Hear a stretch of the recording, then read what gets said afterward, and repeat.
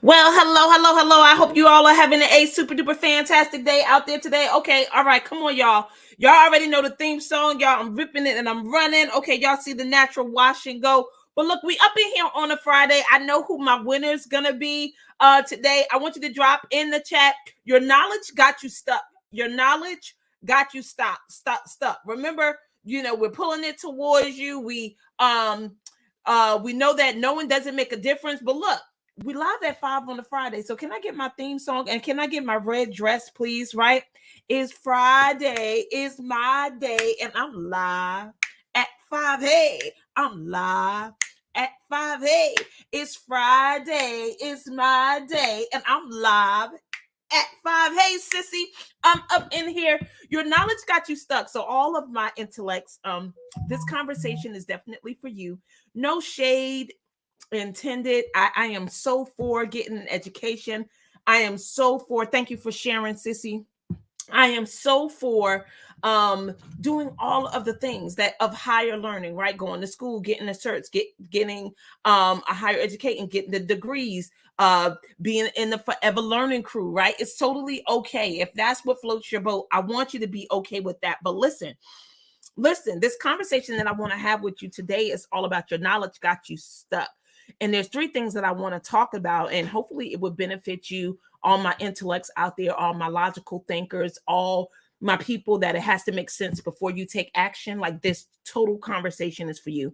So the first thing about your knowledge having you stuck, number one, I totally think that being stuck is an illusion. Hey, Sherilyn, have you shared? Sherilyn, share this video. Sherilyn, share this video. You should be up in here in the StreamYard room. I ain't seen you in here in a while, but that's all right. I'm gonna be okay. But listen, your knowledge got you stuck. For all my intellects, for all my high level thinkers, here's the first thing. Because of your intellect, sometimes it drives you to be slow to speak. Put this in the chat. Slow to speak. Slow to be. You was there, so why didn't you stay? What happened? Where did you go? Where did you go? Where did you go? But anyway, listen, you're slow to speak, right? Just not as self-expressed. And the reason why I say that is because intellectual people are concerned about how things come across, what people might say, what people might think. So sometimes you're reserved or laid back or hold your tongue because you don't want to ruffle feathers or you don't want to step on anybody's toes, right?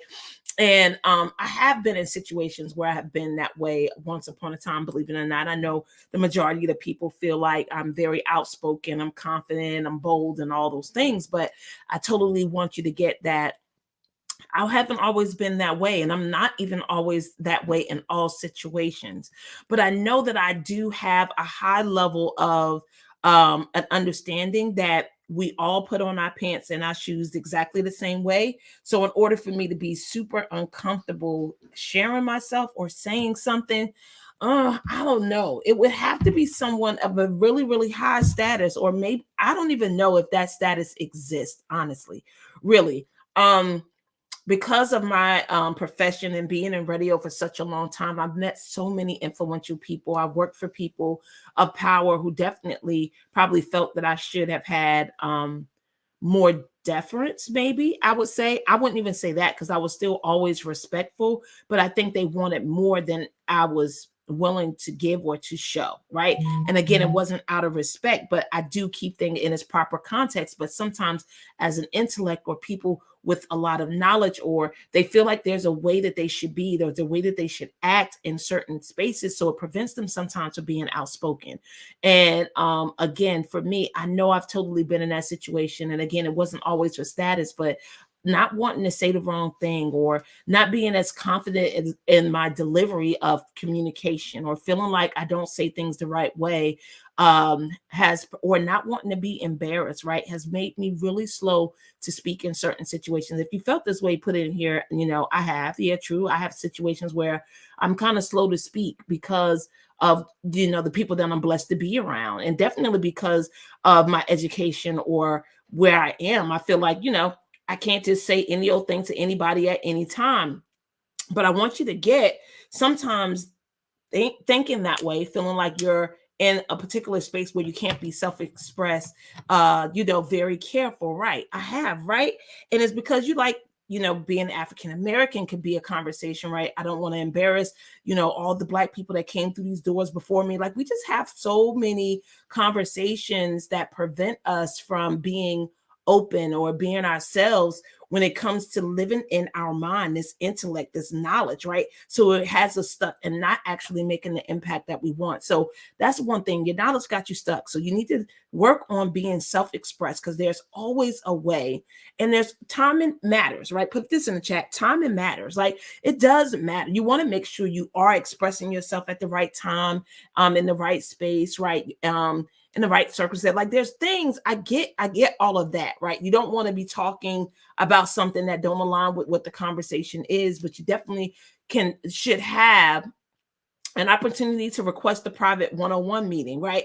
Not to the point where you can't sleep at night or you've been holding something for a long time. Like, no, I think that's way above and beyond being careful or being mindful of the timing, right? I think that deals with fear and not being self-expressed. And what I'm telling you is this knowledge, the way that you think about things, maybe slowing you down and slowing you to speak. Okay, so here's the next thing. Here's the next thing. Sometimes people with a lot of intellect. She said yes. Okay, so you're agreeing with me. Thank you so much. I appreciate it. So number two is slow to hear. Yep, our intellect sometimes slow to hear, because sometimes you're just too smart for your own good. Just put it in the chat. Slow to hear. Slow to hear. As intellectual people, or people with knowledge or some form of training, it is difficult sometimes for us to be able to hear new thoughts, new ways of thinking and being and doing a particular thing, especially if we've been doing it for a long time. And what I want to say is that there's more than one way to skin a cat. Right? That's one of my favorite sayings. I love it because I truly do believe it. And I lean into it when people give me new ways or new ideas on how to do things. So for intellectuals and people who are trained and certified, sometimes it's hard for us, you see, I'm including myself, to be open to other ways of doing things. And I'm just saying, listen, just say, they put it in the chat. I need to listen. Put it in the chat. I need to listen. And it's not that you have to agree, and it's not that you have to change, and it's not that you have to do it a different way. But I share this in some of my talks and my shares as a manager when I was managing in radio, was that I totally got, when I allowed my employees or the people who worked underneath me, I don't say employees because I hired them, right? So the people that worked for me, I became a better manager when I started to allow them to express themselves and work in a way that made sense to them, right? Even though I knew ways that worked, even though I had worked their position before they did, I had to get to a point where I needed to listen to their perspective and give them freedom and flexibility to try things their way. So if there's an area in your life, maybe it's not at work, maybe it's with your family or your children, where you're not giving them the space, to actually listen to them and be flexible on how they get from point A to point B, then I want you to get that this knowledge of, I've been there, I've done that. There's nothing new under the sun, like all these things that justify us of being stiff and strict and structured and not giving people flexibility to find their own way, even if they're our children. I want to say to you that you this intellectual, this knowledge, this past that you have could potentially have you stuck in a way of being that's not beneficial to your children, that's not beneficial to the people that you lead or that you teach. And what I'm saying is, stop being slow to listen. Stop being slow to hear. Stop being slow to hear. Like, open yourself up. Listen to what people have to say. Definitely use your intellect to have your considerations or your thoughts. But then I want you to choose powerfully on what you think would be not just beneficial for you, but beneficial for the people that's around you and that's looking at you as a leader and looking up to you to be able to support their way of being and their thoughts and their future and the flexibility and support that they need from you. Okay, the last thing. I know this is kind of heavy, not heavy, but kind of heavy, right? It's definitely giving you an opportunity to take a look internally to see, where you are with these things and how you actually show up in the lives of the people that you really care about. And I know being knowledgeable and having knowledge and having degrees and certifications are something to be proud of. I was actually in a conversation with a leader recently, and to hear the conversation of them speaking as if people with an education hold more weight than people without one. Now, the difference between someone with certifications and degrees is that they have showed a level of discipline to complete a particular thing. But in reference to being more intelligent, smarter, knowing more, being more capable or apt to do a thing, do you get that there's millionaires with no high school diploma? So what do you say for people who are able to perform in this world without certification and degrees behind their names or alphabets behind their name? And you're going to tell me that a person with a degree that's making being able to pay the rent has more intelligence or knowledge than this person that's a millionaire, and that it makes a difference. Remember, no one don't make a difference. But here's where people get into their head and their knowledge, and they get, I don't want to say puffed up, but they really do. Like they think because they stayed in school and they got these degrees, because here's the thing. A lot of things that you learn in school, right? And I'm learning this through my training with Landmark, right? It's informative learning. That's right. You study something, she said facts. Degrees don't mean that you are smarter than a person who does not have them. Absolutely. Right. It has nothing, or that you're gonna even be more successful in that area than they would. Right. It's just no proof. The proof is in the pudding, which are the results. Right. And I get that there's some things you can't do without degrees, right? We don't want people performing surgery on folks without degrees and insurance, right? We definitely don't want people standing in a court of law, right, without a law degree that's going to know a way to help me win a particular case, because that's a world of a different language, right? It's all in language. It's a different way. I was talking to my sister the other day, and she was saying when she was in law school, it was just a different way of learning, a different way of writing and conversing, and all these things are just different. It's a different world, right? And here's how you could totally get all the times when I say that your world is created in language. If you never could stand on that, well, LaShawn right there, that's a great example where when you said you were in law school, it was just getting used to a different language, a different way of speaking, a different way of listening, a different way of defending, right? It's just different.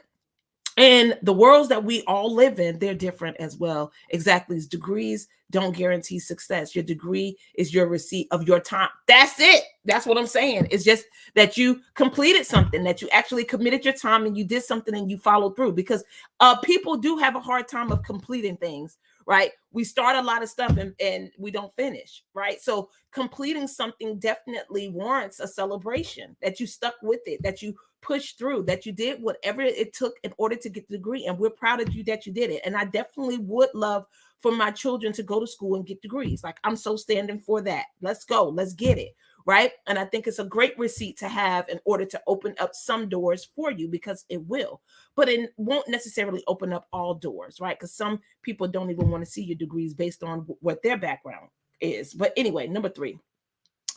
So number one is, number two was you're slow to hear. Number one was slow to speak. And the last thing is slow to act. Put it in the chat.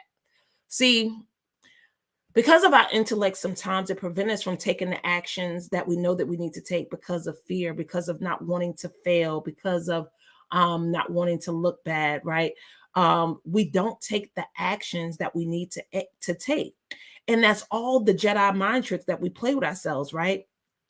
If I'm not successful in this, people will think less of me, or they'll think that I'm a failure, which we have talked like early on, or maybe towards the end of last year, that failure only exists in language, right? When animals are out here chasing prey in order to eat, when they don't catch a particular thing, they don't consider themselves as a failure, but they do know that they need to try and try again. And that's what we should do in our life when it comes to achieving or going after things that we haven't achieved before, or things that's new to us, or even creating the new possibilities. Here was something that was so powerful to me that I got my training last week about the new possibilities that we're creating, and how no agreement comes up at the very same time as you decide that you're going to do something, right? As soon as you say, I'm going to get married, as soon as you say, I'm going to get a new house, as soon as you say, I'm going to start a new career, right behind it is no agreement, right? No, you want, who are you to say that you're able to do that? How do you think that you're going to be able to achieve that? Like, all the things. And here's the thing that I got was that no agreement, that conversation is still only in me. It doesn't exist out here in the real world, especially for the new possibilities that I'm creating, because the possibility is new. 9 times out of 10, it hasn't been done before, right? To make things better than it is, it's the same thing just with lipstick on it, or a tutu, right? We're not here to make things better. We're here to transform the way things have been done and been done in the past. And in order to do that, you're creating new possibilities. So people can't get behind you to actually support the new thing because they've never seen it before. So your job is to just keep recreating it for them and giving them more possibility with your possibility, so they can start seeing the vision that may have been given to you by God. So of course they can't hold the pieces, they can't hold the dream, they can't hold the vision because it wasn't given to them. So you got to believe enough in what it was that you were given in order to act on what it was that you were given. Do you get that? So this knowing, this knowledge, remember, it doesn't make a difference. No one doesn't make a difference. Put that in the chat. That was our last lesson. But today your knowledge got you stuck, and I don't want your knowledge to continue to have you stuck. So number one was, I want you to stop being slow to speak. Number two, I want you to stop being slow to hear. And number three, I want you to stop being slow to act. It is definitely time for you to speak up. It's definitely time for you to listen and to hear new ways on how things can be done and accomplished. And it's definitely time for you to stop not acting, right? Because the performance that you want in your life, the results that you want in your life, it's going to come from action, action, and more action. Put that in the chat. What I want is going to come from action, action, more action. What I want is going to come from action, action, more action. That's exactly what you learned in the class of Becoming the Change. Once you kind of got that thinking out of your head and you created that new possibility, it was then time for you to take action.